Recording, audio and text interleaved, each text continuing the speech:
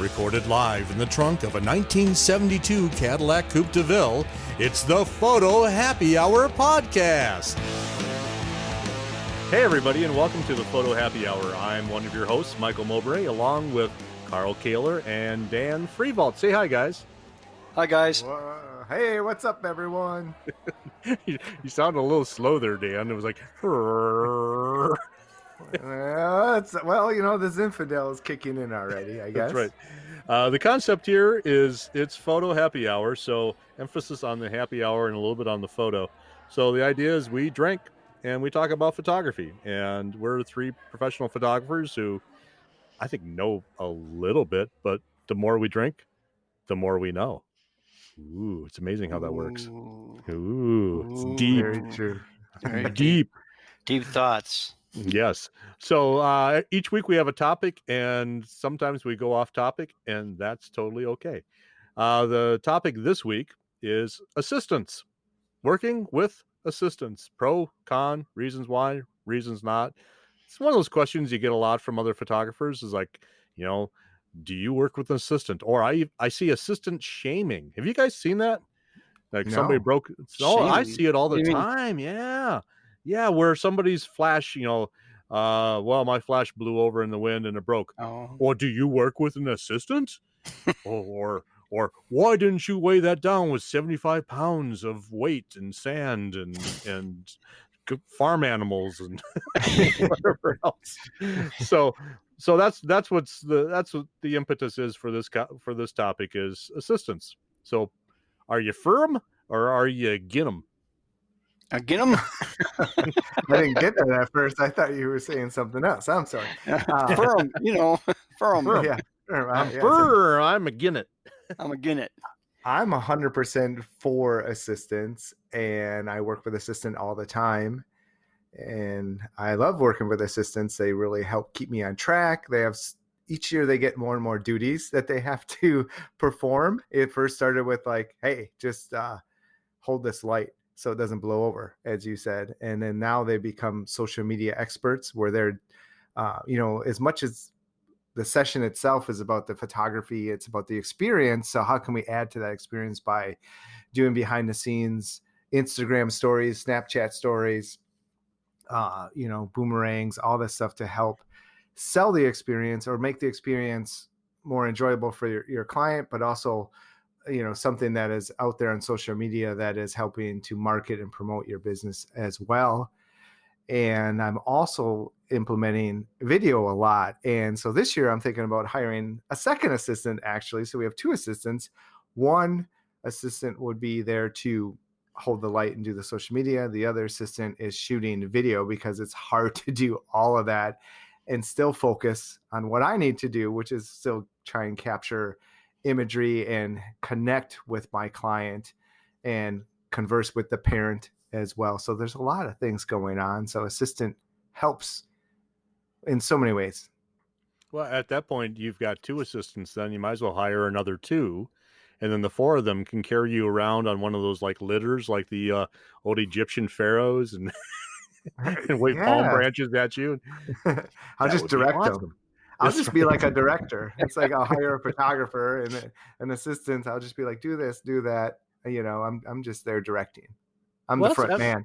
That's really smart because video is really becoming more and more important. And quite honestly, if you're focusing on the client experience and directing the client and looking at the lighting and creating everything, it's really hard to, let me stop doing that. Let me go shoot some video. Let me go do this now when you're a one-man band. You can't just strap a GoPro on your head and call that good. I've tried. This is like, believe me, this is like the fifth year where I say I'm doing video for sure this year, and I get all excited and I buy a GoPro and I buy different cameras and I buy, okay, this thing's gonna follow me automatically, you know. So, and I was like, you know what? I can hire some high school kid or an intern and be like, who's interested in video and you want to come and follow me around for the day and shoot video and heck, maybe even edit it and be something that can go for a college credit. You know, who's interested? I think it could happen. Oh yeah. I think it's a great idea. I split the difference. I work with an assistant almost always when I photograph seniors. And for the same reason, I want to be able to stay engaged with the client and be as much in the creative side as possible and not worry about carrying gear and everything else. And I want to be able to move quickly. So I don't take sandbags and stuff for my light stands because I've got somebody there that's going to hold on to it. And Wait a minute. hold Wait it a down. minute. Whoa. You Yeah. said move quickly. I don't know. Right, Carl? Are you with me? I've never seen him move Sorry. quickly. Oh, you've never seen me shoot that. I know you were thinking it, Carl. Absolutely. I had a tear in my eye. Oh, I've seen this. This wind, the hair gets the wind going, or wind gets the hair going from all the rapid. Yeah, you know what I'm saying. I know. sorry. Carry on. I just pictured you running really fast, and it was Carrying equipment. not that I can run fast either. It's just, No. Faster than I look.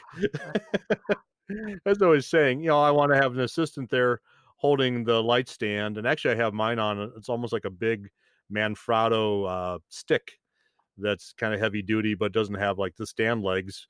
Again, to make us move quickly. Shut up. And then I can say, okay, whoever's my assistant that day, Patrick or Aaron or whoever's like, okay, come 3 feet this way, feather it to the right, and then I can get the light exactly where I want it without having to move from being where I have envisioned the shot. And I've already kind of framed up what I want it to look like. If I just need to tweak the light, my assistant can move and adjust the light versus me going over and having to physically move the light or move the subject to make it work with where the light is, all that kind of stuff. And even beyond that, because I don't know how you guys are, when I'm looking through the lens or looking through the viewfinder, I lose track of like problems with the clothing sometimes or stray hair because I'm focusing on the expression and the light and making sure we're grabbing focus on the eyes. And then, something with a necklace moved. So I train my assistants to always watch that stuff, and they'll call out necklace or they'll say, rumple on the clothing. It's like, oh, okay, yeah, let's fix that because I've lost focus on that. And that's just maybe me, but it's nice having that extra pair of eyes to see that stuff. yeah, absolutely. Definitely. And that is, I kind of went to not the extreme, but like, yeah, the more advanced issues with what an assistant does. But yeah, first and foremost, there are a second set of eyes that are watching for these things because there's so many things I'm trying to concentrate on and think of the next pose and worry about lighting and even talking with the parent so that they don't feel like they need to reach in and do everything. It's like, you hired me as a professional, we're going to take care of this. And what I found too is that that parents at first are kind of like feel like they need to reach in and do everything, but within a few seconds they see us working and the team and the system and the flow we have, and they're like, oh wait, this is awesome, I can just hang back, I don't have to be like reaching in or taking control, which I don't want them to do because we all know when a mom reaches in to fix anything on a senior, boy or girl, they're like, don't touch me, but my assistant can reach in and again, that's another thing, us being guys and having a female assistant that can adjust hair and everything where we don't have to go in and touch them at all is a liability that is nice to have a female perspective or female perspective for clothing and stuff as well, but also just to handle some of those more sensitive things. Yeah, absolutely. And now, Carl, work with an assistant. We're going to. That's not true. That's not true. I have lots of assistants. I have sticks. I have rocks to lean against. I have assistants everywhere I go. No, I don't have the luxury you guys have with assistants, and it would be great. It would be wonderful, but it's just I'm in an area that doesn't have as much volume and consistent volume of work, and it's really hard to have somebody be ready to work with me for 4 hours on next Thursday. So to take off of work to do a little bit with me just doesn't.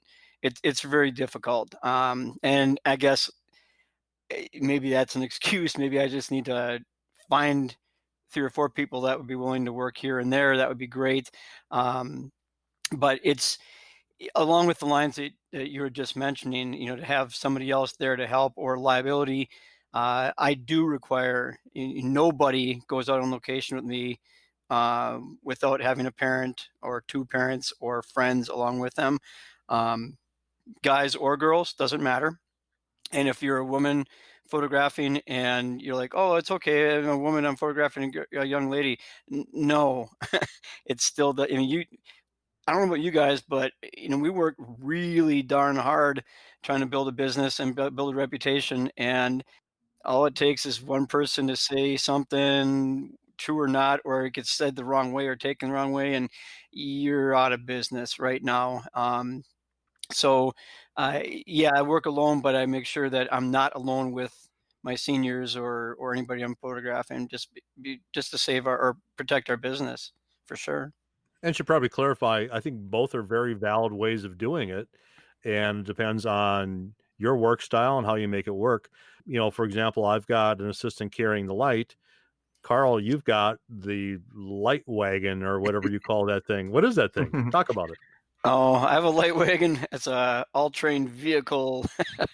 No, it's a well, I guess what would we call it? It's a farm wagon, more or less. It's got 13-inch pneumatic wheels. It's all steel construction, and I chose something with all steel construction because I had a plate of steel made with a place to insert a stand, a light stand without the base on it, but it created the wagon is its base, I should say. So I just had it milled so that the light stand fit directly into it, and I can just wheel that bugger around. I can put my camera bag on it and the lights on, extra lights on it, and just wheel it wherever I want to go. So if I'm photographing out on the soccer fields or football fields, put the light on it or the stand in it, the light on it, modifiers on it, anything else I want to use. If I'm going to have multiple sets of lights, they all go on the wagon along with my camera equipment, and off I go running. Problem is, you got to have somewhat reasonable flat ground. And even though I've taken it some pretty rugged places, I still do work a lot in wooded areas and on hillsides and rocks and stuff. And then, of course, we got to go without the wagon. But the wagon has been a really good assistant. The other thing that, because like I said, I and a lot of you folks are going to be like me, we just don't have the volume to get an assistant in there all the time. You just have to choose a little bit more wisely where you work. So I work in areas that already have good light quality there, and if I'm going to add to it with my strobes, then I can still do that, but easily with the use of the wagon. Or it's in an area where I know that the wind is being blocked a lot, so they're not going to blow over. So I'm just finding areas that I'm being smarter and not working harder. But that is kind of limiting. I mean, I love the places that you guys work. You find something, you see something that's really cool. We can go make something happen there because we have enough hands. We have enough assistance to make it happen without causing damage to our equipment or anything else. So I definitely have assistant envy with you guys. So that's something that I'm going to try hard to add in. And Michael, you probably don't want people to have assistants because then their light might fall over. They might have to order another light. Like I know a place you can fix those. Yeah, see that cuts both ways because they broke the light, they need to buy a new one. Good. Oh, they broke the light. Can I fix it? Yeah, not so good. I mean, do I do repairs? Yeah, I'll do repairs, but I don't like doing repairs, to be honest. Actually, that's what I'll do on some Saturday mornings is I'll set those aside to do repairs and just knock them all off. But yeah, I didn't get into all the stuff that I do in photography to do repairs. So we still have to make the cheese head MoLight light protector, right? We talked about this, and just so listeners know, one of the common ones, one of the most common flashes used nowadays is the Kodak's 8200 or the 8200 Pro, and that's actually the one that's most commonly broken because more people are using it, but also it sticks out of the back of the softbox. And if you don't have a weighted down with a sandbag or an assistant, a wind gust comes up and it falls backwards and falls right on the LCD panel and breaks that. So we have the idea of, if you've seen Green Bay Packer games where people are wearing those foam cheese heads, we could turn that into some sort of light protector. I actually reached out to those guys. I sent an email to Foamation, the people who make the cheese heads, to see if they would make us a cheese light protector. And the answer was, nah. Oh, I thought they said yes, but it was like 20 grand or something. So That was somebody else. That was somebody else. I looked. Oh, okay. Somebody I talked to, but it was like, by the time I looked into it, it was like 50 grand minimum. I'm like, yeah, I don't think so. That's not going to happen. Yeah, That's not going to happen. No. And we are real fortunate too with Kodaks and MoLight to be able to, go on location and go, like, I hike the waterfalls and stuff, and you can bring a 200, which is smaller, even a 400. It's not like the old days where you had a 20-pound battery. You had to carry with you and have great light in those areas. So yeah. But breaking news, and this is actually slightly old news, is you can have those days back again, because Godox has announced. I said Kodak. Oh my gosh, Godox has announced. That's a sociable. Sociable. Everybody have a drink. Godox has announced the AD-1200 Pro. It's a 1200 watt second portable flash. But to power 1200 watt seconds, it's got a lithium ion battery pack that's 14 pounds. Hey, I could use it as a stand weight. Awesome. Oh, absolutely. But think of that, 1200 watt seconds. So that would be the same thing as 6 AD-200s. Holy crap. That's a lot of light. Say it like that. Again, you promised there'd be no math during these. And... Exactly. Basically, Dan, you could give somebody a tan if you fired the thing at full power. Let's go with that. Would they make your legs tan, or are they still going to be just as white as No. The shin flectors, trademark. The shin flectors will not accept light anymore. I don't know what it is. My dad was the same way. Now that I realize this last year, it's like I just thought it's because he never wore shorts that much. It's like he had really white legs. I'm like, no, I think it's a genetic thing. I have white legs. So back to the assistants. Thanks to everybody at home having to think about that. Yeah. I do have, like I said before, I require that people come along, and I want mom and or dad there. For sure, I want mom there, guys or girls, because again, who's going to make the most of the sales decisions? The mom. And so I want her there because I'm selling while I'm photographing, while I'm creating, for sure. And I actually have mom assist a lot of times, and I like to do that because they feel like they're part of it. They helped out, and I don't. So I'll have mom holding onto a light stand a lot of times to keep it from blowing over. And I say, hey, this stuff is really expensive. We can't have it fall down. Plus, it has to be here to make sure your daughter, your son looks their best, blah, blah, blah. And, but they feel like they contributed a little bit. But it also keeps them the heck away from the scene here. Like you said before, right? They always, otherwise they're over there fixing this and fixing that. And it drives me crazy, even when my wife used to come with me when I photographed weddings, and she'd come along to help carry stuff around and speed things up a little bit. It would drive me crazy when she's up there trying to fix the guy's shoelace. I'm going, but I'm not even seeing their feet. Right. Leave it alone. Right. And that's so, we're all control freaks. We really are, because we're photographers, and to have assistants do things that I want to have control of is hard for me to give up. And I don't want to sound demanding to people when I'm working. So it is going to be, if I do get an assistant, it is going to be a learning curve for me, for sure, because I'm used to controlling everything and looking for everything all at once. And I really see where what you guys, the benefits to it, I think, are enormous. So, but go for it, Dan. What do you have to say about that? Yeah. Well, I was just going to mention maybe some tips for hiring assistants and some things Cool. that I have learned through the years and implemented. And the number one requirement for an assistant is that they do not want anything to do with photography, because I am not there to train them. Not that I don't want to train them, but during a session is not a time to be doing training and for them to be asking questions. If somebody wants to learn photography, I'll gladly mentor them and share everything I know with them. But during a session, a client is paying me to create for them. So that's what's important. And another thing I don't want to do is to pay someone to train someone to show all my locations and everything I've learned through the years, that I'll show up the next day or the year later and they're in all my locations. So I tend to also hire for my weaknesses.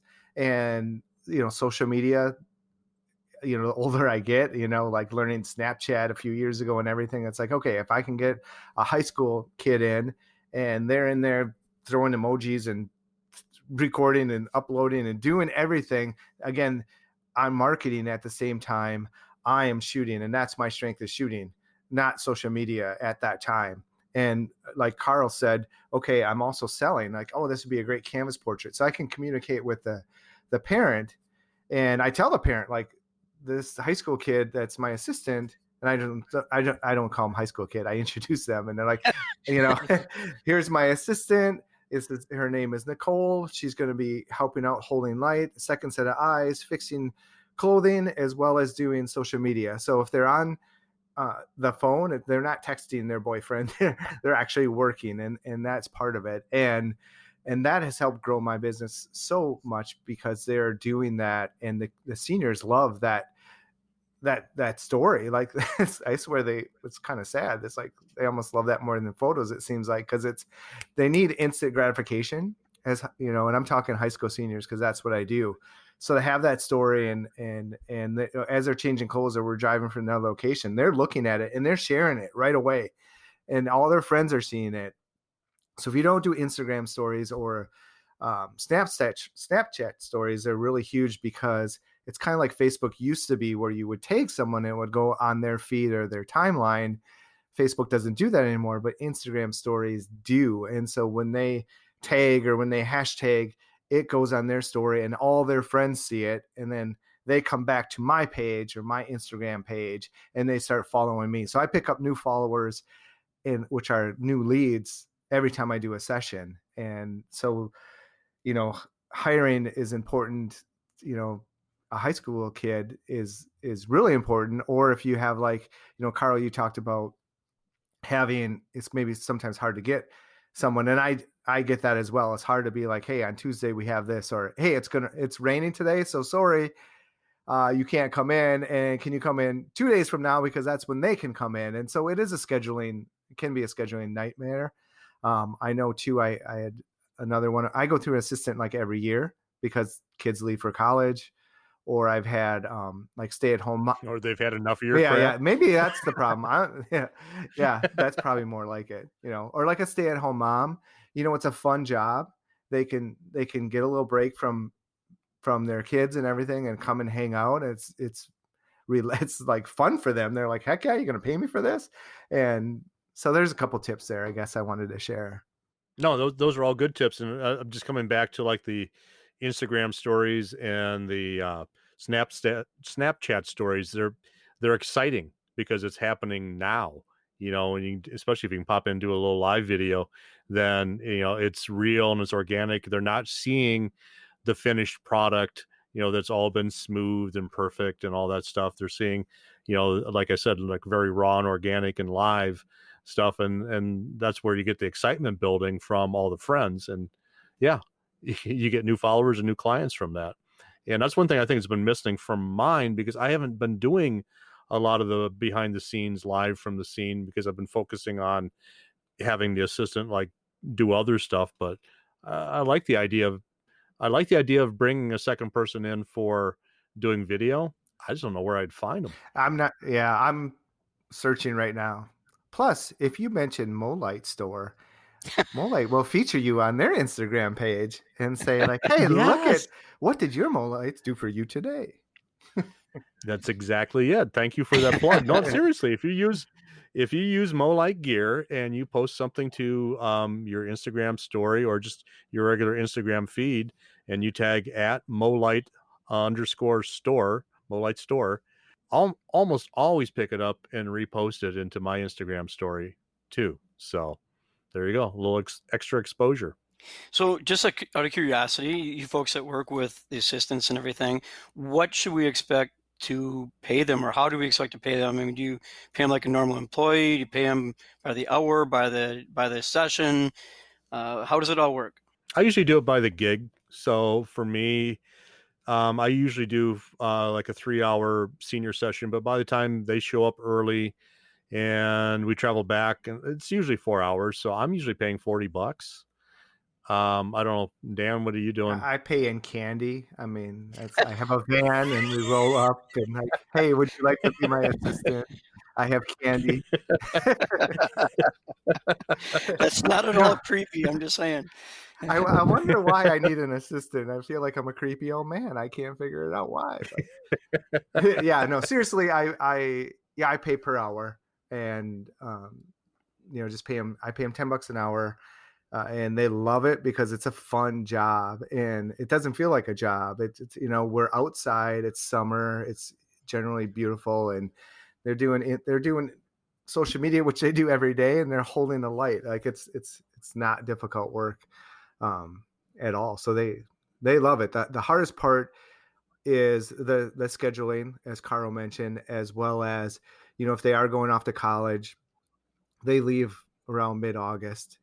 Or they're busy. A lot of kids have regular jobs, which can supply more hours than I can supply to them. So it's just, that's why I go through. Well, that's why I say why I go through so many seniors, but maybe it is because I'm creepy, or so many assistants. But it is, and like this year I just hired a senior that I photographed last year. I'm like, hey, what are you doing for the summer? And she's like, I'm looking for a second job. So a lot of seniors will have one job, but they want to pick up maybe a second job for a little extra income because they know they're going off to college and every little bit helps for them. Other times I've had just interns where you don't pay them at all, but I want to pay them because I want them to feel as though they're really contributing and they're part of it. And that's another thing I always say, I'll relay information back to them because they don't see the sales session. And they don't always get to hear like all the good comments. So it's always we as a team, like, we really did a great job, or, I want to pass this on. Like, Jocelyn said that she really loved working with you, and the mom said they loved working with us because they felt comfortable and they had a great experience. And it's important to not only just pay them, but to, let them know those good comments that are coming in, because they're not around at those times. And we always joke too of having like a little party afterwards, because they never get to really see the final images. They're watching on social media and like, oh, cool, that's how that turned out. But we always talk about, they're usually back to college, but I should put like a slideshow. Like, here's all the images we shot this year, my favorites. Yeah. Pop some popcorn and watch it, because they are a part of it and they feel a part of it. So mostly we've been talking about using assistants with senior portraits because why? Dan, you're almost exclusively seniors. It's a big part of what I do. It's a big part of what Carl does. But there's other types of photography out there too. For example, family portraits. Yeah. There's pet boudoir. So, but thinking about those other genres, family portraits. I never use an assistant for family portraits. I can't. I shouldn't say never. I just can't think of the last time I did. Newborns. I don't do that many newborns, but I never use an assistant for that. Headshots. I used to when I did headshots on location. I'd be going on location and maybe doing 50 to 100 headshots. I would take an assistant just to, write down the choices. I stopped doing that, because they really weren't doing that much. And I got my lighting kit down, again, thanks to MoLight and all the Godox flashes. I got my lighting kit down to be very portable, so I could haul that stuff all on location by myself. So no need for an assistant. So, Weddings. I think weddings. I see. I've from day one, I've always believed in having a second shooter, not only an assistant, but somebody else who's an experienced photographer, because I think getting the story told from two different angles is important. Almost always have worked with a female second shooter because the bride's getting her dress on. Female second shooter can be with the bride. I can be with the groomsman. It's not awkward. I embarrass easily. So, Yeah. and I've been with brides that are like, I'm not embarrassed at all. Flip. I'm like, what are you doing? Put that back on. Yeah, so that's a really good point. And senior photography is completely different. And again, that's what I mostly do. So yeah, that is, if I do headshots and different things, or when I did weddings, a second shooter, was key to always have, that different angle. So yeah, those are some good points that you brought up about, it depends on what your niche is and what you photograph. So I still do photograph some volume things, like the youth sports and dance and stuff like that. And we always had an assistant come along with that, or two, because you would need to keep track of all the kids and make sure all the slips came in order. So when we went to place the orders, we say, okay, number 13 on here. That's because we don't know the kids. You don't know the kids. You don't know all of them. And you had to make sure that the orders stayed in line with the right person and all that.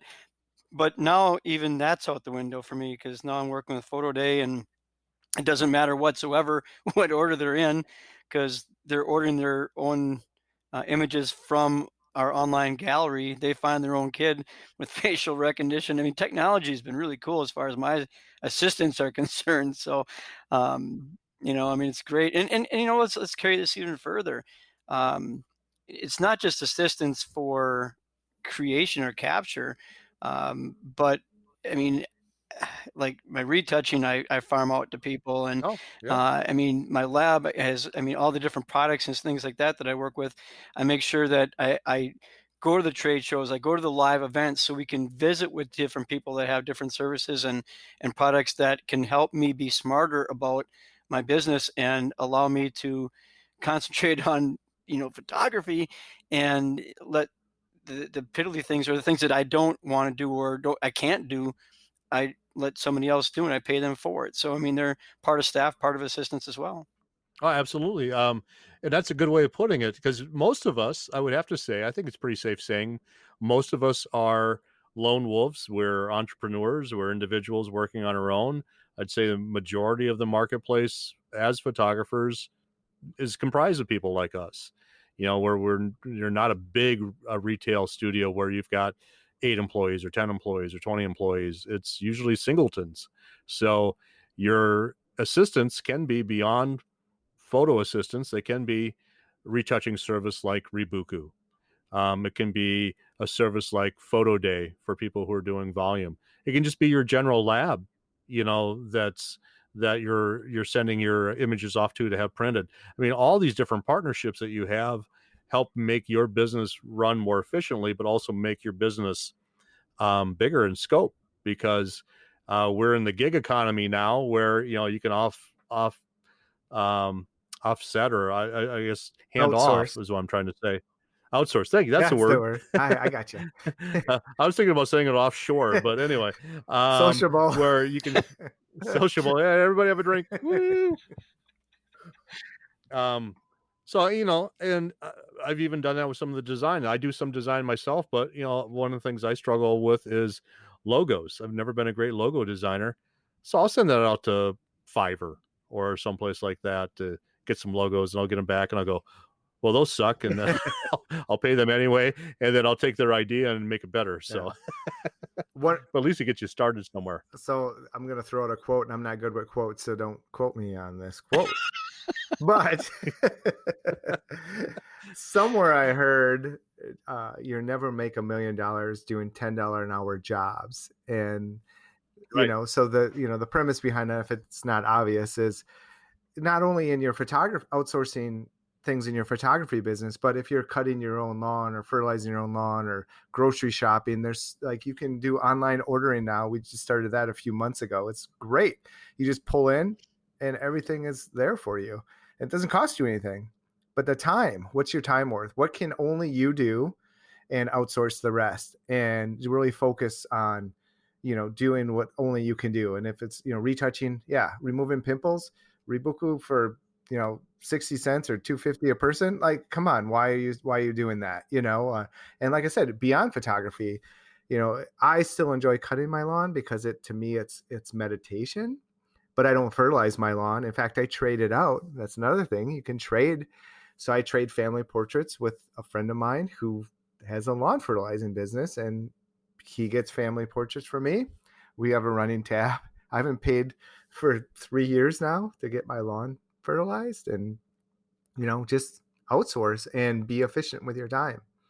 That's one of the things that I just kind of sets me off when I see, and I shouldn't say it makes me angry, but it just makes me hurt inside when I see so many newer photographers, and even some people who aren't all that new, talking about they're up until 2 o'clock in the morning, 3 o'clock in the morning editing. And it just crushes me inside. And I think, why don't you value yourself? Number one, why don't you value yourself and your health? And why don't you value your time with your family to be spending all this time? Now, some are going to come back and say, well, I spend time with my family, then I go back to work at 10 o'clock after the kids are in bed, and I'm doing this editing till 2 o'clock in the morning. And I get that. I understand that. That's sacrifice. But you know what? Have somebody else do it. I mean, the mantra I always have when I teach other photographers when it comes to like Photoshop and stuff is, when I'm using Photoshop, I want to be an artist. I don't want to be a mechanic. A mechanic fixes things, So, and I don't work on my cars. I used to change my oil and all that stuff. It's like, I haven't done that in years because it's a hell of a lot cheaper to have somebody else do it, right? So don't be a mechanic. If you're spending all this time in front of the computer and you're not creating, right now we're in front of the computer, but guess what we're doing? We're creating content. We were drinking. Well, yeah. Well, multitasking. Okay, multitasking. I didn't tell you guys that we're.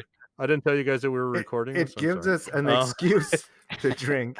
To drink earlier in the day. Hey, we're working here. I'm sorry. Yeah. This is work. Sorry. Here, cheers. Oh, this is fine crystal. A good one, actually. Yeah. Isn't it great how we work this into work? Like, hey, I have to go record a podcast. I'm pouring a bottle of wine here. I'll be right back. This is kind of like the new version of like back in the 50s and 60s when the guys would leave the house. Is like, well, I'm going down to the Elks Club, because we've got some important business to do. It's networking. Right. Drink and play cards. Yeah. It's called networking. Yeah. This is modern day version of that. Exactly. and kind of like expanding on what you said, Michael, your business too, it depends. Like if you are known for, say, composites or montages, and only I can make a montage, for instance, but I charge a creative fee. So I have that built in.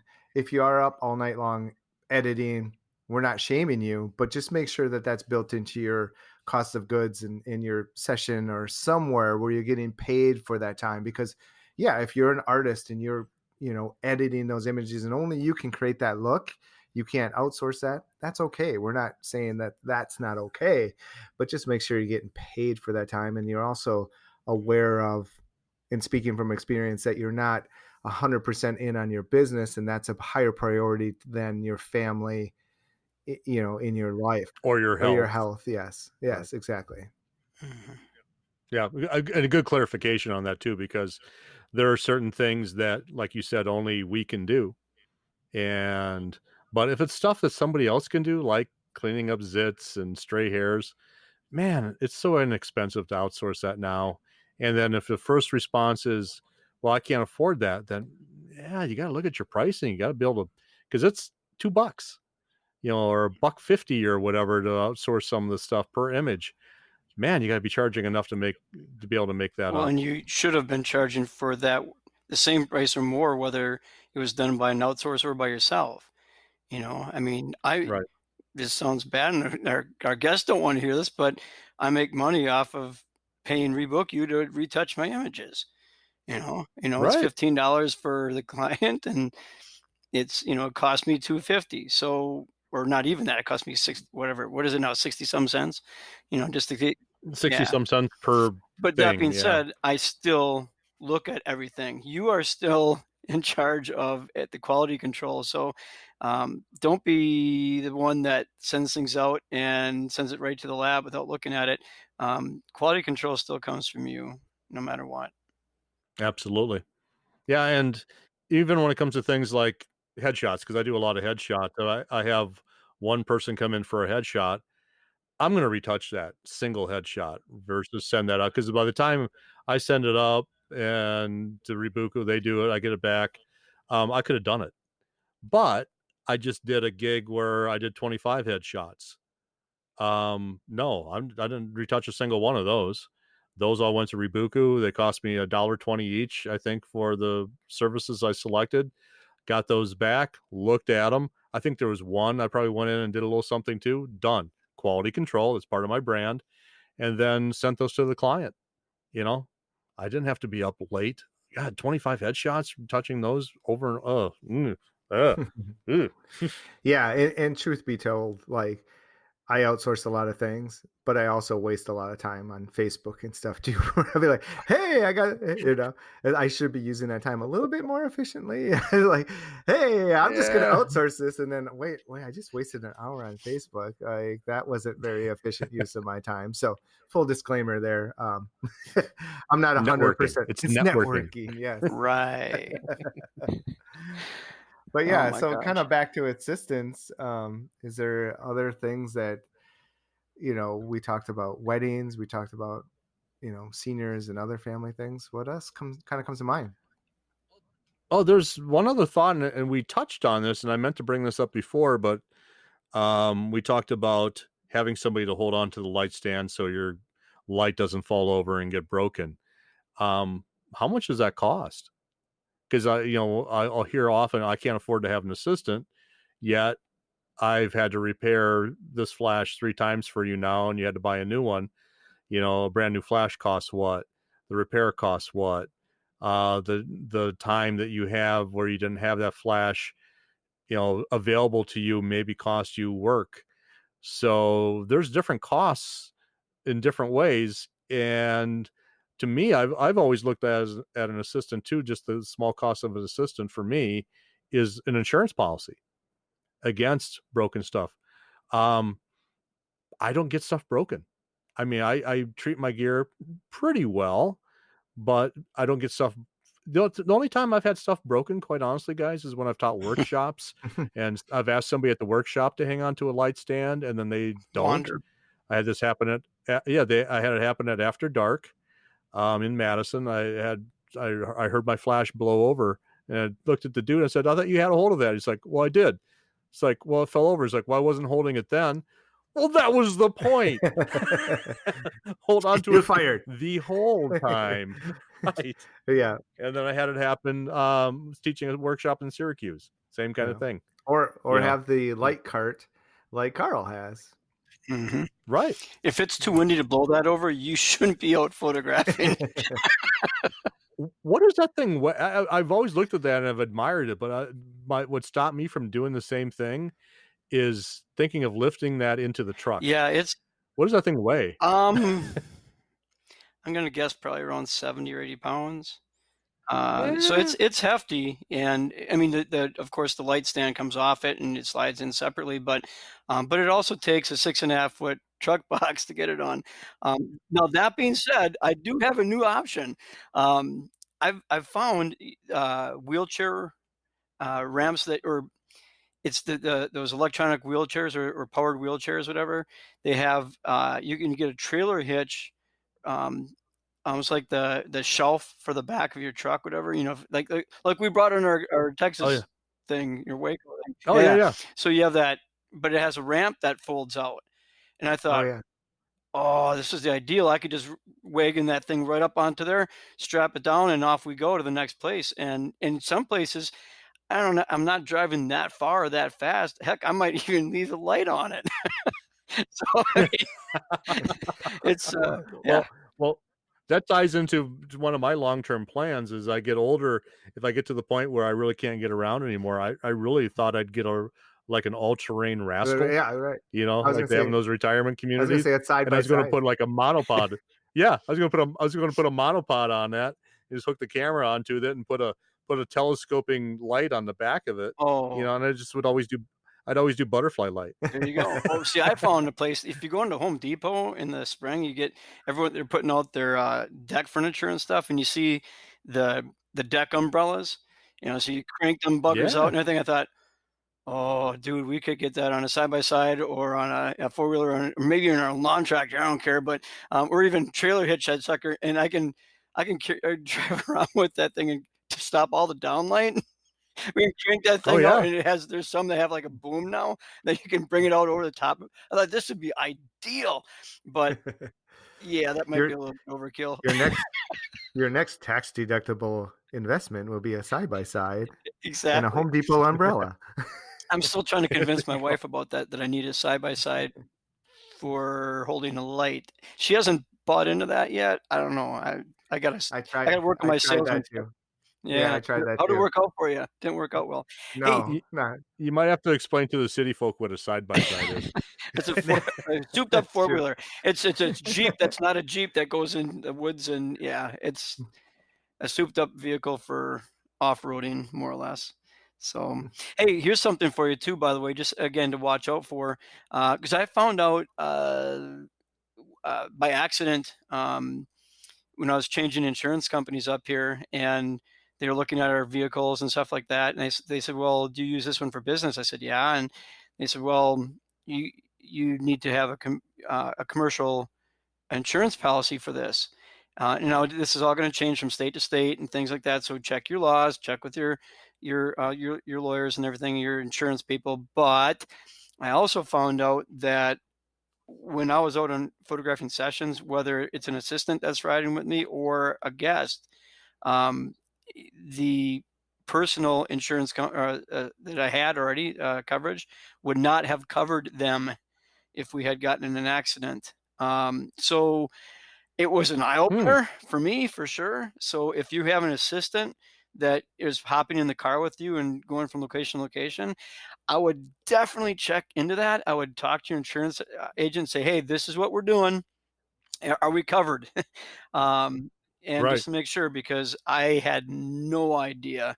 And I'm so glad nothing ever happened all the years that I mean, we'd always have people hop in our vehicle and we drive, and now we can. I mean, I've got it set up so it's taken care of, but um, it certainly wasn't correct before for how Michigan was, and I'm sure maybe other states are similar. So make sure you check into that too.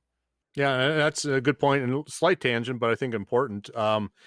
With a home-based studio like I have, residential studio, um, we end up having all of our insurance through one company because of that, because part of the space is studio and business, part of the space is home. Here's the problem. If you've got homeowners insurance and business insurance from two different companies and something happens, who's going to cover it? And what you're going to find is they're going to fight each other and try to point to the other ones. So, because you've got your inland marine, if you don't know what that is, really need to talk to your Yeah, insurance agent and look it up. um, and your personal liability umbrella and your business and all that, all the liability and all that stuff. So we've got it all through State Farm, which I'm sure we're paying a little extra for somewhere in there. But all of our vehicles are State Farm. The home is State Farm. The liability is State Farm. The inland marine is State Farm. My truck is owned by the corporation. The corporation rents space from us personally. That's a whole different thing. Um, but it's all tied up legally and it's all covered. But I do need to look up that thing you're talking about, Carl, because I wonder. Hmm. Yeah, that's a really good point. And because I used to have seniors jump in with me because it was just easier as we're going and driving downtown and jumping from location to location instead of having someone follow and everything. And then I'm like, oh, I got to stop doing this. It's a liability. So I have everyone follow me, but I didn't think of the assistant and how that, played out. And, the assistants I hire too, they're like independent contractors. So they're not really on my payroll per se. But I'll have to check into that because they file everything, on their own. But yeah, that's an excellent point. I'll have to check into that. Just to be safe, you got to protect yourself. That's all. All right. Any parting shots, guys? Shots! Shot time. Well, no, yeah. Smooth. Yeah. I don't have anything, so unless you guys do. No, I just know now that I want an assistant. Darn it, I have assistant envy all of a sudden.